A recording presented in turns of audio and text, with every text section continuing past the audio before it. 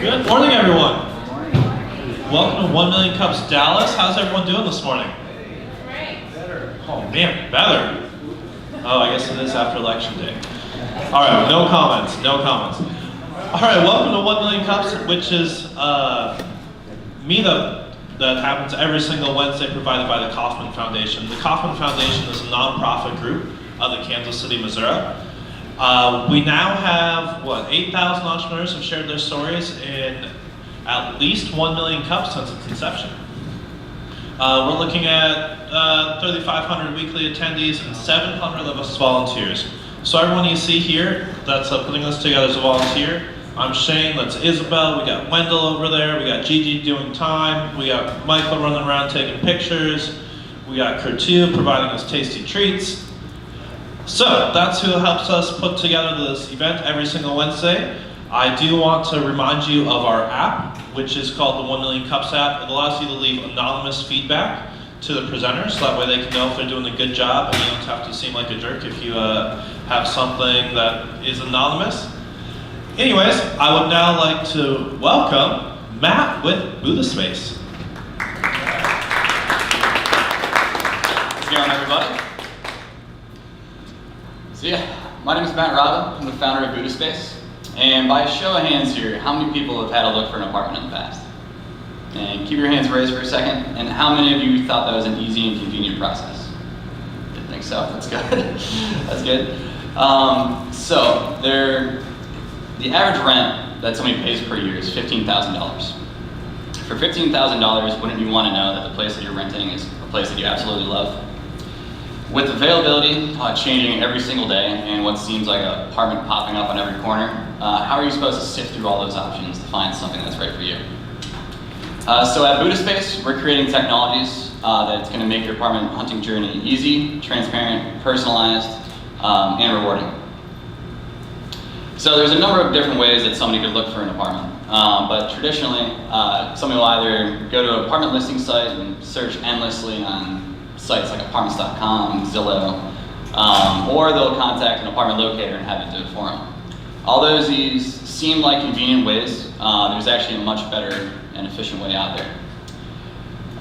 So for apartment listing sites, the way that these are built, they're built for advertisers, not for renters. So it's really a competing process for who's going to get that top spot and be able to be seen. So the apartments that are on top there may not be the apartments that are right for you. They may be on the bottom and you may never even feed through them. As for apartment locators, they all use one platform to send you your apartment matches. And unlike the MLS for locators, or unlike the MLS for real estate agents, this platform is rarely ever updated. It's like going to find an apartment, or going to find a house with availability from 6 months ago. It wouldn't really work out that well. Also, the platform ranks properties by the commissions that they pay the renters. So the apartments that are being sent to you may not be the ones with your best interest in mind. So how do we make this process less frustrating and more transparent? We're creating technologies that integrate directly with the property management systems that these properties use. So as soon as their availability and pricing changes, our system changes with it. This puts you in the know at all times, effectively making you your own apartment locator. But if you do need somebody to talk to you during the process, we do assign a locator to each client. And our platform isn't just limited to finding you an apartment. We want to be the central hub for all things apartment life. So as soon as you sign a lease, your locator's job is done, where yours has just begun. We're going to help you find movers to move into your apartment, help you set up your utilities, help you find renter's insurance, and also pay your rent and monthly bills all on one platform. No more having to go and reset your password on multiple vendors' account. Imagine a place that you could just truly just set it and forget it. And during the course of, and our mission doesn't just stop at finding you an apartment. During the course of building this company, we found out there was 110,000 homeless children across Texas. And we really wanted to do something about that. So if you guys are unfamiliar with the foundation, there's a nonprofit in Plano called City House, where they help shelter, feed, and clothe children in need. We would love to support this cause, and every 5% of our proceeds goes helping these nonprofits. So thank you guys for listening. If you guys have any questions?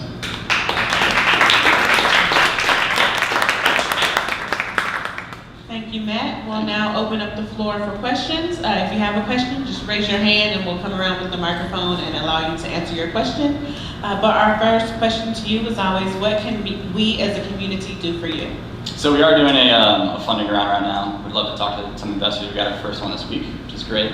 But other than that, would love to get some introductions into people that are really familiar with user interfaces. Any good developing crews, anybody that has connections into C-suites and property management companies and also property management software companies. That'd be the best. Thank you. Thank you.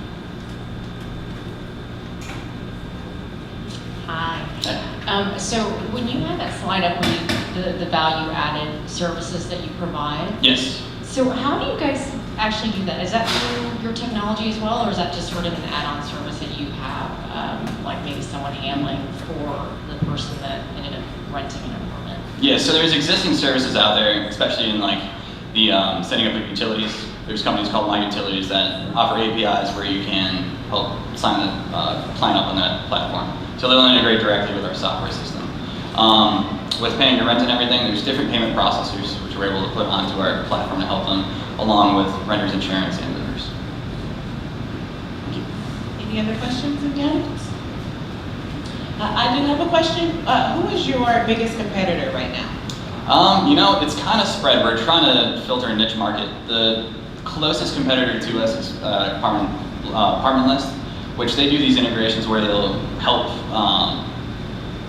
filter the amount of options that are given to you, but they don't have any type of locating service attached to it. So what we're seeing is a lot of people even go through all these services, go through the listing sites, go through Apartment List as well, and then still come to us in the end and still need help trying to filter those out, especially if they're relocating to the area. Hey Matthew, good job, thanks for being here. Thank you. Good to hear about your nonprofit aspect of what you're trying to do, trying to support that community that's important to you. I would suggest one thing there. You might want to talk about being an impact company, a purpose-driven company, and make that a bigger deal, because that's a differentiator, right? Not everybody does that. So it seemed like you kind of threw that in, and so you might think about how that's positioned differently in your storytelling. Absolutely. Might really make people remember you in a way that's important to them. Secondly, to her question, I've been watching a lot of startup pitches for years now. It seems like a lot of people are trying to solve this problem. Yeah. Does nobody pull off any great track? You mentioned just one firm right now, but it seems like it's a crowded space with a lot of startup attempts. Is it just not working for anybody, and it's still the old crappy advertising-driven system that's still really the reality? I haven't rented an apartment in so long that I don't know myself, but I'm just asking about the market. It seems crowded. Yeah. And you've got to differentiate and be the successful guys, because it doesn't sound like it's working for some reason in this market. So yeah, the market is super saturated. There's a dozen different listing sites out there, like apartments.com, Zillow, Apartment List, and you have the apartment locators as well. There's a big divide in that the information that you're given is not completely transparent. You're not seeing everything that's out there and what's actually catered to you. So what we're trying to do is really bring those prices up front, and not only just help at a forward-facing site, we want to have that locating service as well. So there's an existing company in the commercial space called Truss, where they've kind of created a model like this for office buildings. So on their site, they'll have a way to filter out all of the business and office space that's right for you, but also have that agent that helps you cater it from lead to lease. So that's what we're trying to do in the residential space. Hi. Thanks for being here and thanks for the presentation. Sounds almost too good to be true. How do you guys make revenue? I mean, is it the subscription service or the apartments? How is it not going to be just the apartment complexes paying you guys to be in that top spot or something like that? How does it not turn into that? Yeah, absolutely. So the key differentiator with us is the price point parity that comes up front. So the way that we get paid is there's no advertising model for us, so you can't pay to be on the top spot there. We're really trying to standardize that process. So it depends, like right now it depends on each facility, and what they're paying is how we get paid. It's completely free upfront for a user. As soon as they get paid as soon as they get placed into an apartment, the apartment pays us kind of like a finder's fee. But we are trying to find ways to standardize that process. So it's all one even platform and no variability in that. Thanks. I'm Lindy Chapman. As a parent of 3 college kids, 2 in metropolitan areas, I love this. Thank you. Because I watch them do their apartment search. I'm also in real estate and creating a different approach to, because I was a relocation client a dozen times around the country, and creating a different approach to relocation. Have you thought about partnering with relocation companies? Are you doing that presently? Because I think that's a big challenge. In fact, I had somebody at a company the other day say they're moving about 15 guys here, and they need temporary housing first. So, Okay. yeah. Yeah, so we haven't had connections in the relocation companies yet, but we have had them with recruiters for those companies. Right. So somebody that would be a hiring manager that's, or not a hiring manager, that's recruiting for a position in a local company down here, we have approached them and have a model where they would be able to send us their clients. Yeah, talk to you later. Yeah, thank you. Excellent. We have time for a handful of more questions. If you have questions, raise your hand. Shane has a question. I do have a question. In your speech, you said that that all the current competitors out there are targeting and tailored towards the apartments, not towards the consumers. But my question for you is, wouldn't you also want to follow that same route, because it seems like the apartments are going to be the ones willing to pay for such a service, whereas consumers typically just want this for free or for a very low cost? Yeah, no, that does make sense, and that's kind of the model that they've followed for years and years. The biggest issue with that is that it's very biased. The apartments are competing for those top spots and paying top dollar. So the ones that can't afford that are being pushed to the bottom and may not honestly ever even see them. So in order to really be better for the consumer, we kind of want to change that model up and go in a different direction. Does that answer your question? Yeah, okay. I think she had a question, so sorry. How do you describe your company? Is it a tech company? Is it a real estate company? A follow-up with that would be, getting into auto pay rent and things like that. You are saving your clients financial data, right? If that's not your core competency, why would you try to solve that problem? Or are you partnering with somebody else to take on those aspects of it? So to answer your last question first, that's something that we're really looking for right now, is to try to find that bridge in parallel, that we can partner with somebody that will help in the payment processing area. And I'm sorry, could you repeat your first one too? How do you describe your company? Are you a real estate company or a tech company? Yeah, so currently we are just like a real estate agent for apartments. So we act as an apartment locating company right now. The way that we're going to bridge this is pretty much, we can't just say that we're a real estate company, or we're not just going to be a tech company. It's really going to be bridging the gap between those two fronts.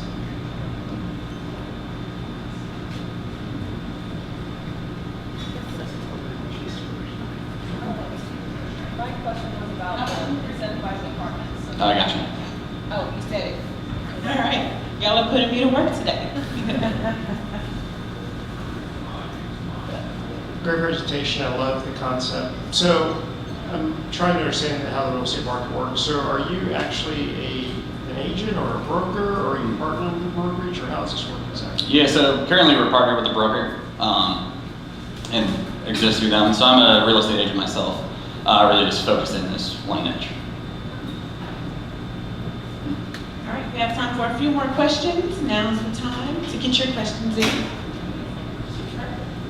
So from one founder to another, what is one of your biggest, I think, challenges running your business, like operationally? Is it marketing? Is it like product development? What is your biggest challenge that you find now? So currently we have a plethora. One's actually getting the funding for the developing and actually getting that up and going. Other than that, it's really educating the population on what is existing out there and how are we going to differentiate from that. So getting our name into the marketplace. So advertising is a huge part of that as well. All right, and before we get to our last question, I have another question as well. How are you currently finding users for this platform? Yeah, so we've been very social media driven, so through Facebook and Instagram, and then through that getting referrals from the people that we've already placed that have liked us. All right, take it to the audience for one last question. All right, no, oh, yes. Our last question. Hi, just out of curiosity, what have you done from a marketing and advertising standpoint so far? So really, we've kept it entirely in-house and just have done the Facebook and Instagram promotions, but also doing different pop-up shops around town at different gyms and different areas like that. Great, thank you. Oh. All right, thank you so much, Matt. Let's clap it up one Thank more you. time for Matt. Thanks, Matt. Great speech.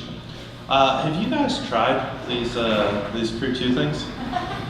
They are really good, and they're brought to you by Burnsham with Crew 2. So thank you so much. Can everyone just give them a big round of applause? Like, this is amazing to have free food and a little breakfast for us. All right, so now's when we want to talk about our sponsors. The first person I'd like to thank is Michael Bruner with the video. He's right over there. He's the one with the big camera. The other people I'd like to mention is the Capital Factory and the Deck. The Capital Factory, that's where we're at right now. They offer free co-working on Wednesday. Unfortunately, there are some rules, but if you talk with Oren right after this, about 10:30, somewhere around there, just talk with him. He'll show you a tour. He'll tell you all the rules. It'll be great. And then now, if Jigna's here, she's going to come and talk with us with the Deck. Yeah, we're going to practice. Okay. So while we're waiting for her, let's welcome Craig with Gateway. She's going to tell us about his company and what inspired him to sponsor our coffee.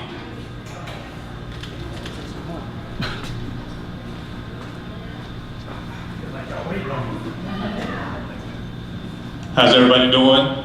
I'm Craig Lewis. I'm the founder and CEO of GigWage. We help businesses pay, manage, and support independent contractors. We fundamentally believe the future of work is evolved around the 1099 economy. Raise your hand if you know an independent contractor or are one. You don't know any independent contractors. Wow.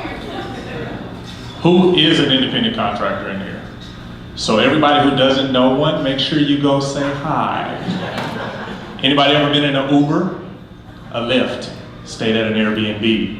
What about an e-scooter? No e-scooters? I took my first one last week. It's really fun. The people that charge and clean those e-scooters are also independent contractors. So we fundamentally believe it's the future of work and where work is going, real estate industry, construction, traditional, etc. We're super excited to be sponsoring a coffee. Make sure you guys have some. We wanted to be a part of 1 Million Cups because it supports entrepreneurship, innovation, ideas, big ideas, people taking risks. And we're a startup ourselves, so we're hyper-focused around technology. And so super happy to be here. Make sure you stop by, say hi, take your notes on the Post-it notes, gigwage.com if you need help paying, managing, or supporting your independent contractors. Thank you, guys. All right, let's welcome Jigna with the Deck.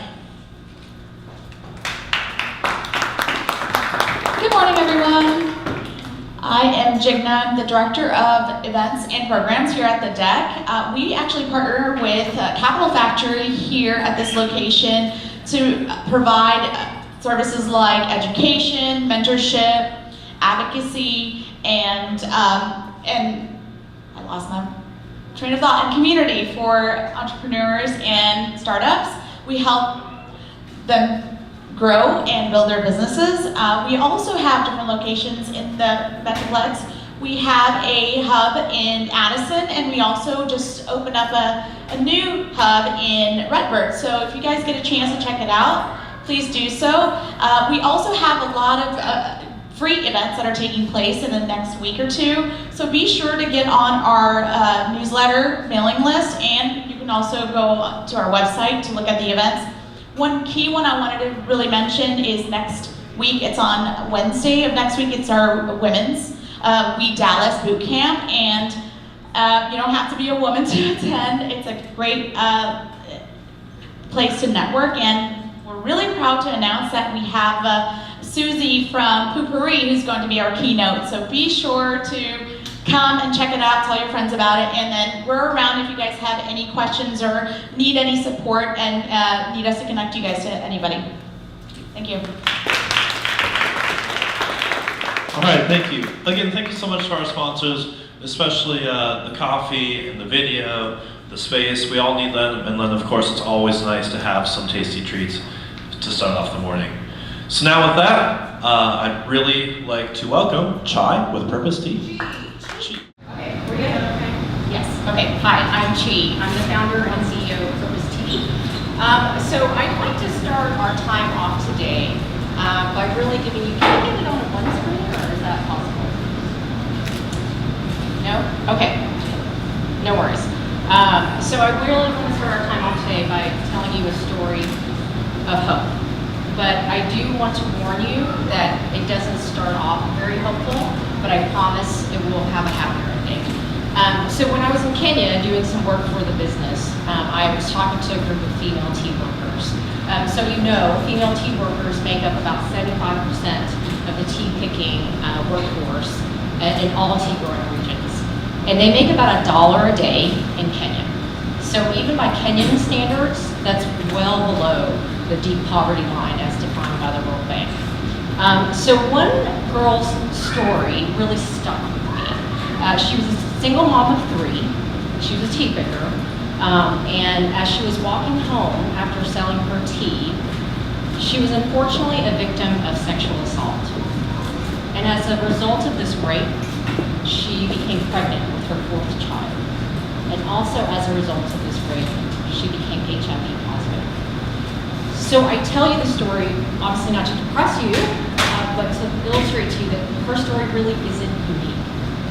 I've talked to women all over in Kenya where this is actually very much the norm. So if you're a girl, or all over the world, if you're born a girl, you're more likely to be less educated. If you're born a girl, you're more likely to be a victim of sexual assault.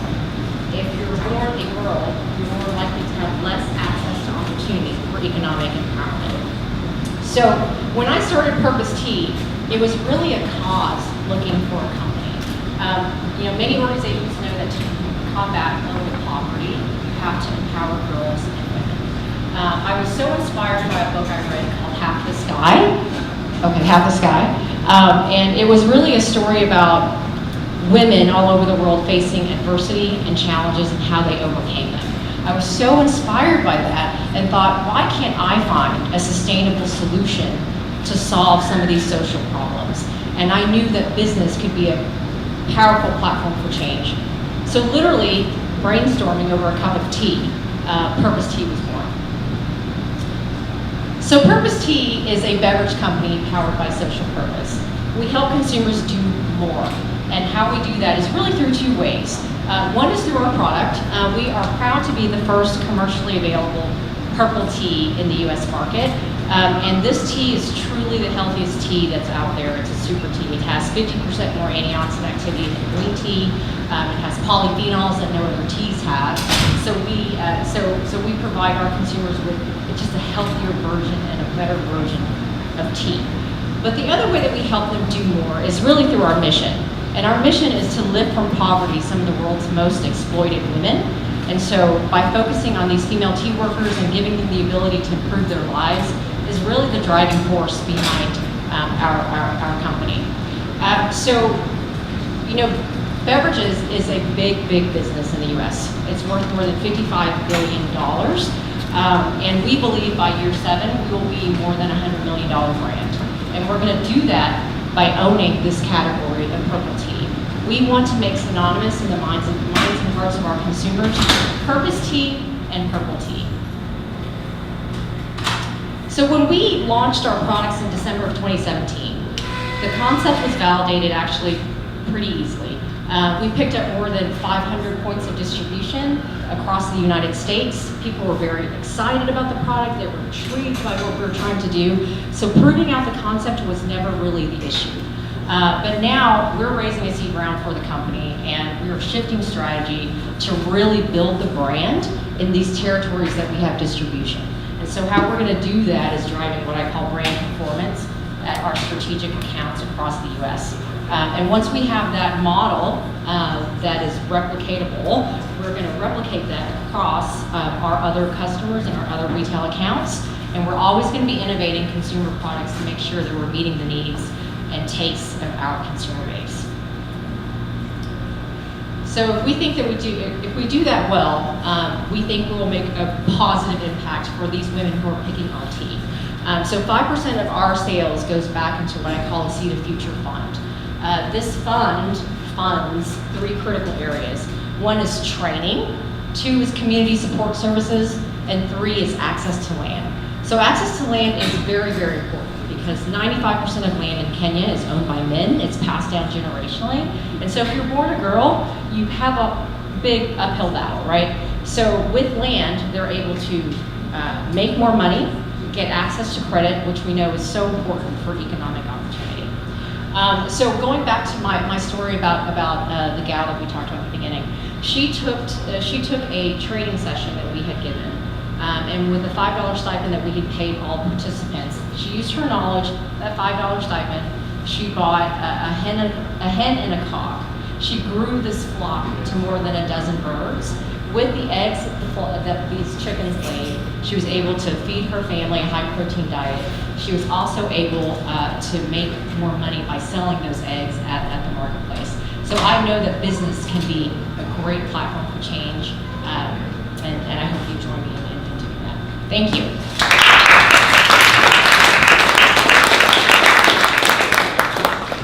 Thank you so much. We will now open up the floor for questions, but our first question to you is always, what can we as a community do for you? So I'm raising a seed round.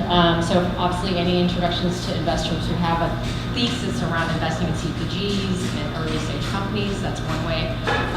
There's lots of, I can't do this alone, so finding resources that are in this space in terms of, marketing and, advertising, PR, those types of agencies, that's great too, to make those introductions as well. Excellent. We'll go to the audience for questions.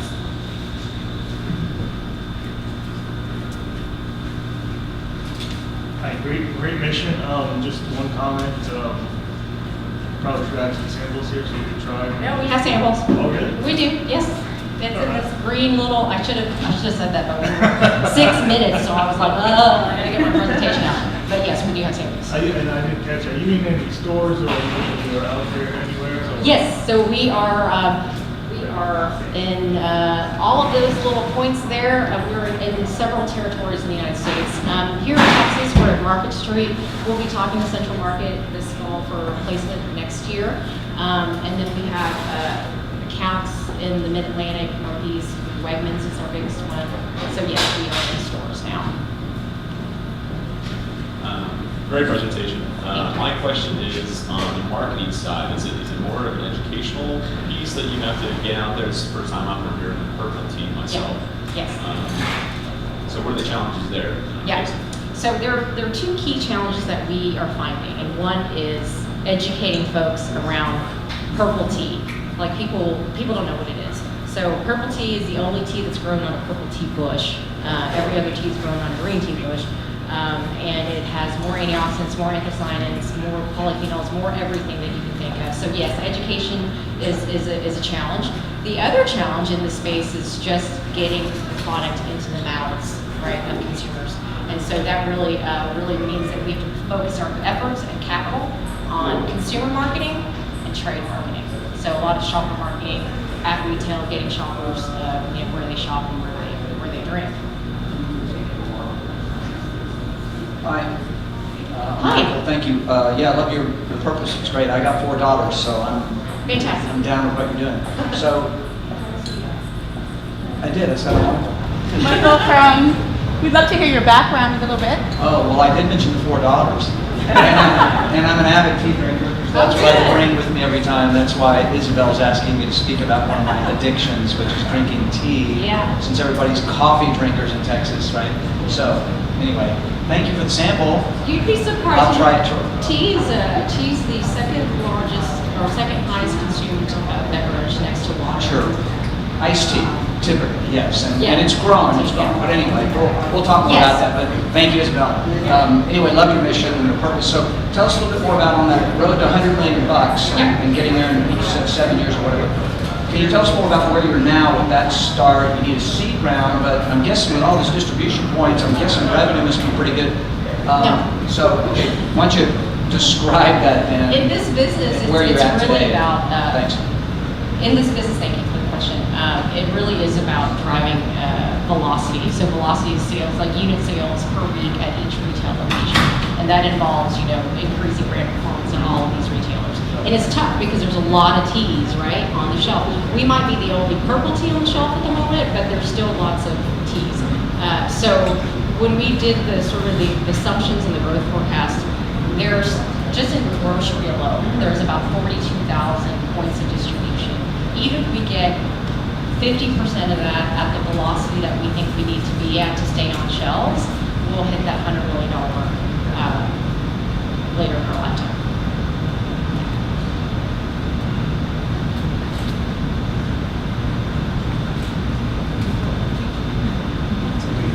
Thank you. So, a couple of questions. One, are you categorized as a natural food? So Am I you are- categorizing it? Yeah, so would you be in the natural food section? Yes, or we on the are beverage mostly in aisle? the natural food section in most of our retailers. But we're hoping to align, obviously, the education of the consumer around purple tea when it becomes a bit more popular and can be in more conventional channels. Sure. Yes. Okay. And then I'm trying to remember what my second question was. I'll let you go. Okay. Thank you. Good job. My question is, what is the process from going to, from Kenya, the plants, to the U.S.? Can you briefly describe that? Yes, so Kenya is the third largest tea growing region in the world. It's the only region that has purple tea right now. Although when I was there last time, they said that someone had taken a purple tea bush back to India and China. So I think we'll see that maybe in 6 years there. But we worked with, I'm actually, to me, I want to be socially responsible in all the facets of our business. So even with our partners. And so Kenya has the largest proportion of smallholder farms as opposed to tea estates. So tea estates are owned by large multinational corporations. So that's why I chose Kenya. Unfortunately, I'm glad that I did because that's where I discovered purple tea. But these small farmers will grow the tea. They'll sell it to their local tea processing factory. That's where it gets processed, and that's who we source from. We source from them, but we support the farmers that are supplying that particular processor. And do other companies, can they get the purple tea? Sorry? Can they get the product from these processors, or? Yes. Yeah. Would you have some sort of exclusive, contractor agreement to be the only purple tea?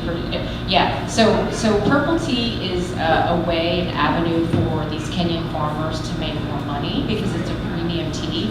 So unless I'm Coke or Pepsi or whoever that's going to buy, that much from them, they probably wouldn't have. Although I will say I bought the most from our supplier last year, so he's really happy about that.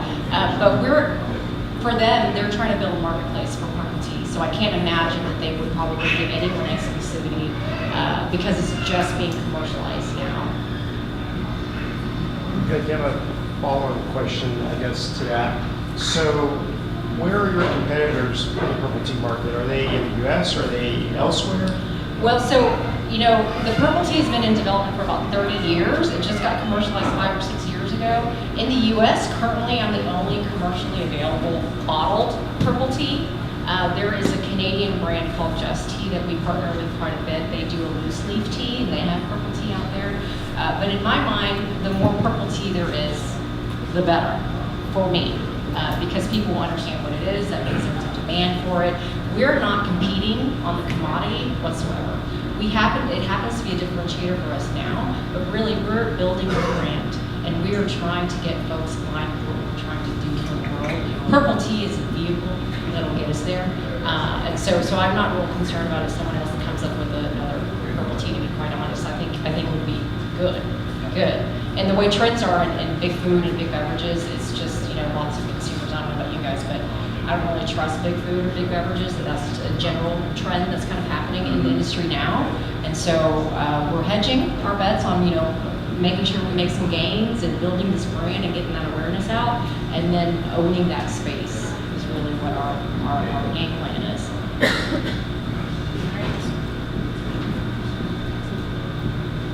So one of the questions I already answered, actually, the loose leaf portion. You guys sold this as well. But do you guys get any pushback, like the added sugars in there or anything like that? As you make a dietary one?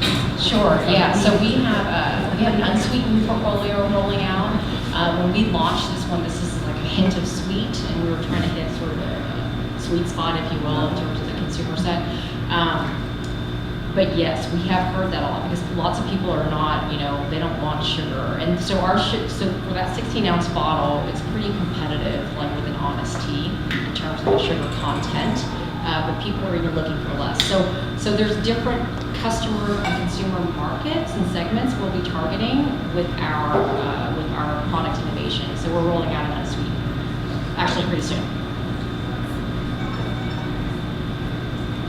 Thank you for the presentation this morning. Are you a for-profit company? Yes.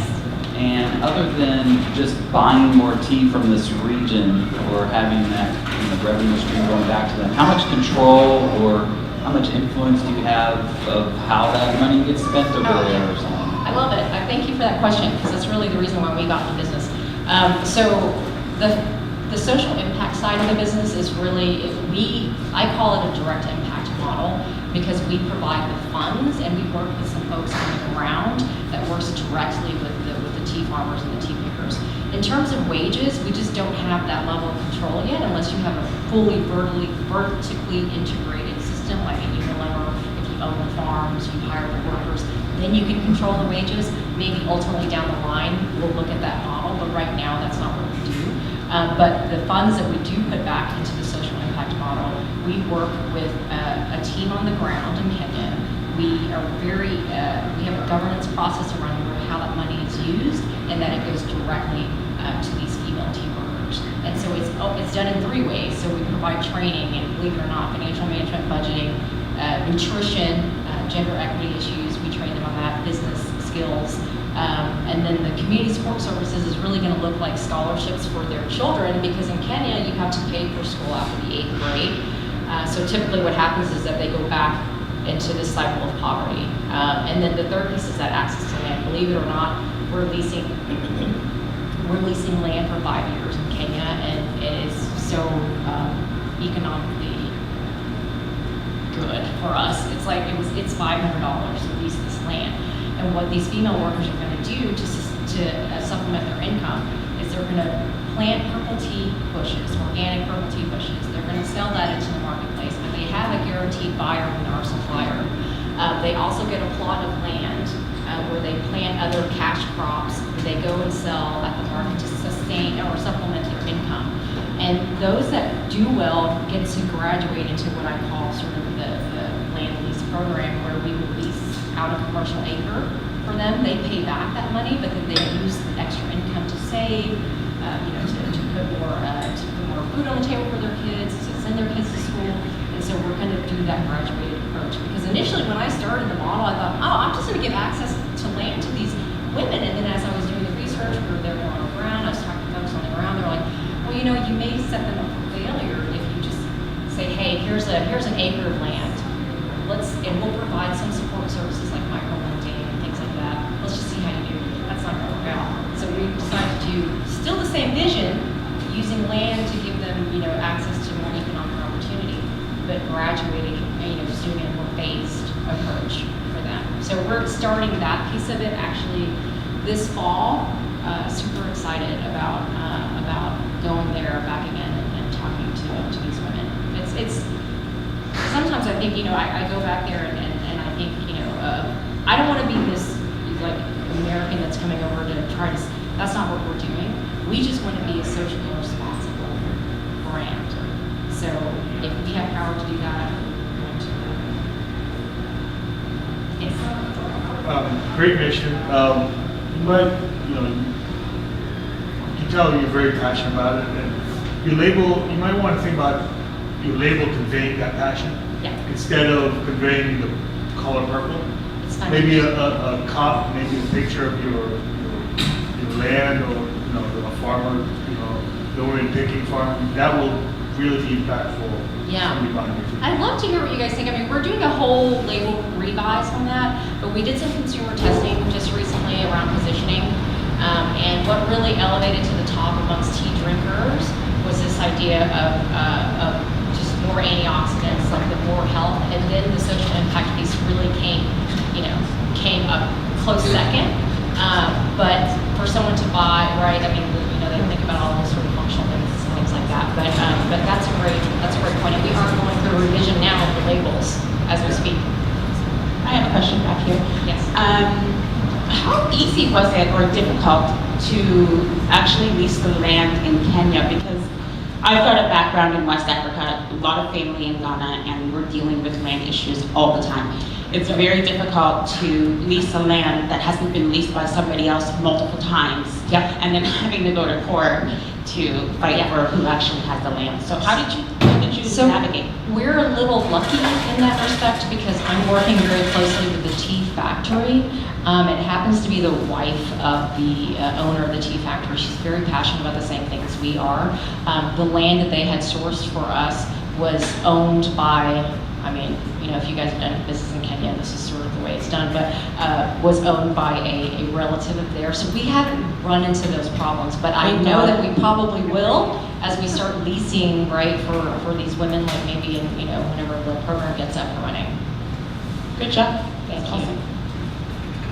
All right, I think we have time for one or two more questions. Somebody over here?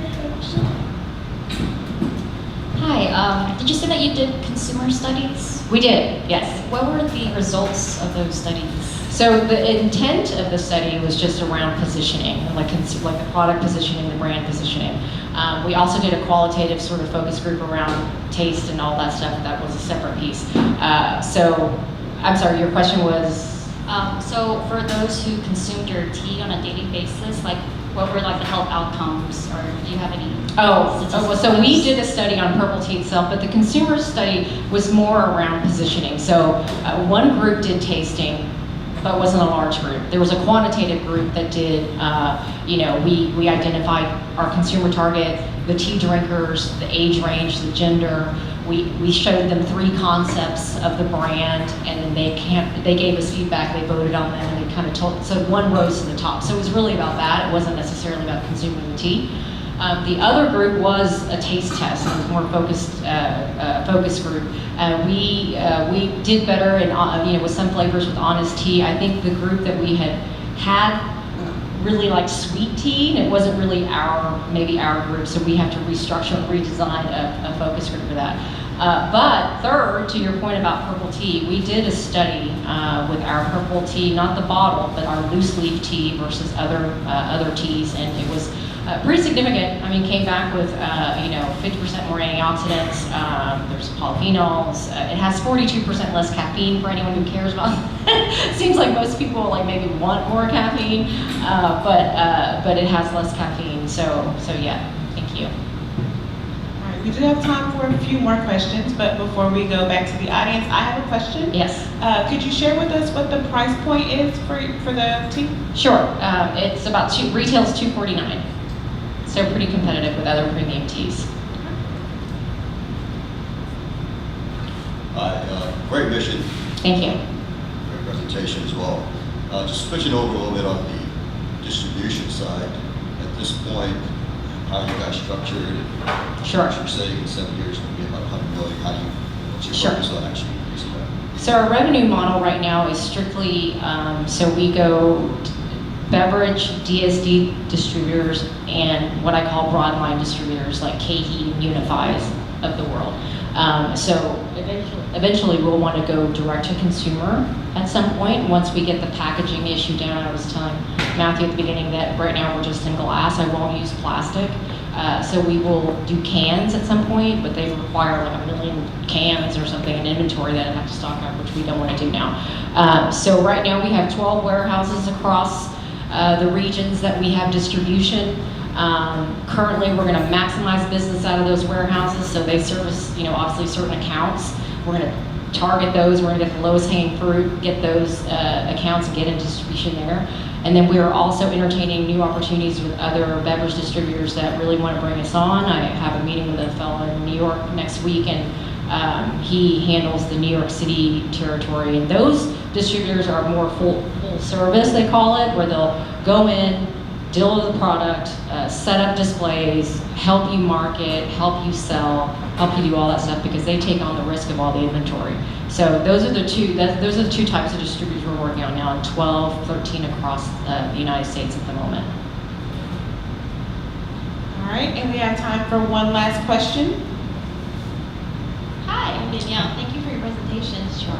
So I wasn't sure if you touched on this, but how do you choose who is a factory or a tea worker in Kenya? Like, how do we choose? Yes. Yeah. Like you go to someone who's just in Kenya, or are there already tea farmers? Yeah. So tea pickers are like sort of migrant workers. So I've asked the folks on the ground to develop a process around selection, because we want them to be able to stay and go through the program so we can see how successful and where we need to improve and things like that. So what they're doing is they're working with the tea farmers there that supply the factory that we buy from, selecting the women that are picking the tea on those tea farms to go through this program.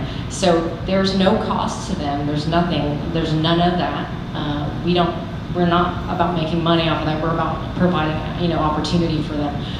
So there will some that will naturally fall away and may not want to or cannot or maybe move somewhere else. But those that end up staying, those that end up creating more wealth and income for their families, those that end up, wanting to graduate to our lease land program, those are the ones that we'll be selecting. So it's sort of self-selecting, the process. Sure.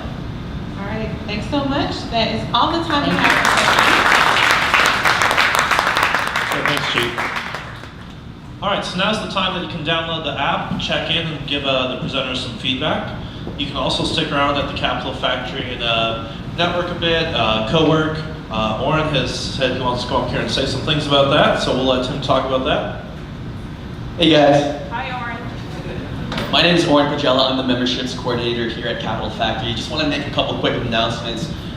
So if it's your first time here and you haven't gotten a chance to check out the space, I'll be giving a public tour at 10:30. So meet me up here. You can also ask me questions about how to get involved here at Capital Factory, how to be in this community. We do have open co-working here on the first floor. Anywhere on the first floor, you guys are open to come and work, network as well. I also do want to make an announcement regarding next week. We have one of our events. We have RevTech, and we're partnering with RevTech, and so we're bringing VCs inside this space over here. It's going to be an Ask Me Anything. So if you guys ever want to know questions like, how do I meet my first investors? Should I do an equity round or convertible notes? Should I join an accelerator? How do I figure out my valuation? Please, Catherine's actually handing out some flyers right now. Please check that out. That's going to be a great opportunity. There's also a happy hour after that event as well, where you can meet with the VCs and get to ask them some questions. That's going to be a great event for anyone to attend. So just wanted to put that out there. But yeah, so meet me up here at 10:30 if you guys are interested in taking a tour. And thanks for coming, guys. All right, just a few quick announcements before I get you on with your Wednesday. 1 Million Cups Fort Worth has moved from Ensemble Co-working to, I'm going to butcher this, but it's like a new kit, Locavor, a new co-op kitchen and restaurant. And 1 Million Cups Frisco is back, and it's happening at WeWork Legacy West. Although, if you are from Fort Worth, we definitely appreciate you coming down here and hanging out with us. Tech Startups Weekend Fort Worth is at UNT Health Science Center, November 9th through 11th. Tickets are available on Eventbrite. Next week's gonna be a really fun one. We got Global Entrepreneurship Week, and it's also our 5-year anniversary of 1 Million Cups Dallas. So we've been doing this for 5 years now. We'll be featuring one presenter from Dallas and another presenter from Startup Huddle, which is located in Ramallah, Palestine. Starlet Puddle is the Kauffman Foundation global version of 1 Million Cups. So we hope you can join us for our very special event next Wednesday. Also, we are looking for presenters. Thanks. So we are all a community. I just want to remind, of course, we're sitting here and I hope you feel like you're a community, a part of the community. It takes each of us to connect in order for us to be able to build and support each other. And so there's really no business that can happen without having the support of other people. You need people to buy your products, you need people to share your venture, and so on. So coming here is about connecting, and we'd like for you to continue to do that. If you have feedback for us, please share that. And I wanted to let you guys know, we do a lot of announcements, but we think it's important. We want to give you information, give you resources. There is a women's, and I also want to recognize right now one of the team members on the 1 Million Cups team. Her name is Gigi. She's been doing AV with us for several months, and she's been with the team for a year, right? Or almost coming up a year soon. So Gigi has been picked as one of the top 8, only 8 people get selected into this particular accelerator program. It's a women's startup lab. It is the leading accelerator of female founders in Silicon Valley. So congratulations. Over the past 4 years, this startup lab has graduated 11 batches with over 100 alumni. They've raised over $50 million with 3 high-profile exits. So yeah, she's been accepted, and coming up next month, I guess she'll be in Silicon Valley. So she definitely does require some support in order to make it happen. So if you do know anybody that's interested in supporting people progress, definitely connect with her. Yes. What did you see the accelerator's name? Women's Startup Lab. Okay. Yeah, in Silicon Valley. Just talk to Gigi, she'll tell you more about it. Anybody have any announcements of their own that they'd like the community to know about? If you're hunting for talent, if you are talent that's seeking to work with another venture, let me know now, I'll bring the mic to you. This is your opportunity. Okay, good. I actually did miss out on one that I meant to say. If anybody is a senior software developer, I'd love to talk to you. So, thank you. Perfect, that's what we're looking for. Okay, you in the back first? Yeah, it's just random. I know I'm in the cannabis industry here in Texas, and there's a lot of legalities about CBD and what's legal, what's not legal in different counties. And we're actually have a Capital Factory event coming up on the 5th. That's why I'm here kind of scouting it out. So if anybody has any questions about CBD, attorneys, what's legal, what's not legal, what it is, what's happening at church with it, I'd love to talk about it. Okay, this is a great way to know who's in the room, by the way, so let us know. Hi, my name is Andy. I'm the Director of Operations for a company called Wormix, and we build custom software specializing in web apps and mobile apps. Awesome. Good stuff. Okay, Michelle? It's Michelle, right? Yeah, thanks. Hi, good morning. I'm a student at SMU, and I'm a BA student, and I'm beginning research on social enterprises. I would love to talk with you, Chi. And if there's any other businesses that you know would like to talk and share their story, especially around their marketing efforts, I'd love to connect. Thank you. Oh, I think she wants to. Oh, sorry, go for it. Hi, and I'm Lindy Chapman. Like I said, I'm creating a different approach to real estate out of my own frustrations, having been a relocation client moving. I'm looking to connect with other real estate agents around the DFW area that are doing things differently. Good. Awesome. Thanks for coming today. Okay, we have time maybe for 1 or 2 more. But if not, that's okay. You can hang out. There's more tea here. We can pour samples for you, for anybody who didn't get a chance to try. Okay, fantastic. Thanks so much, everybody. Hope you can join us next week for our 5-year anniversary. Again, we will be broadcasting our session. Only 1 presenter from Dallas and 1 presenter from Ramallah, Palestine. So hope you can join us. Thank you.